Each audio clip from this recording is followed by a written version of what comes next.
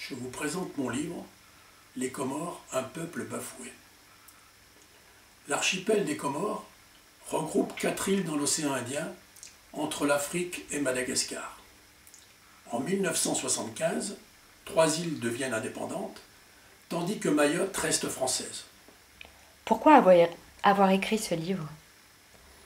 En 1989, je suis commandant et conseiller du chef des forces armées comoriennes. Aussi, le 26 novembre 1989, je suis en première ligne lorsque le président est assassiné lors d'un coup d'État. Ce coup d'État est exécuté par Bob Denard, alors chef de la garde présidentielle et homme de main des services secrets français et sud-africains. Par ce livre, je veux faire partager ma vérité sur ces événements. Pourquoi Bob Denard fait-il un coup d'État? En novembre 1989, dans un nouveau contexte géopolitique, chute du mur de Berlin, libération prochaine de Mandela, Bob Denard est devenu trop encombrant pour la France et l'Afrique du Sud. Alors ces deux pays le poussent à la faute, prétexte pour l'intervention des forces françaises qui le chassent des Comores. Expliquez-nous le choix du titre « Les Comores, un peuple bafoué ».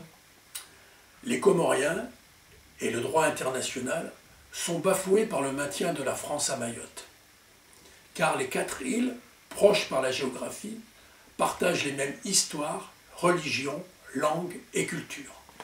En outre, les citoyens du jeune État comorien sont bafoués par les ingérences extérieures répétées. Vous parlez de démocratie du coucou à propos de Mayotte. Pourquoi?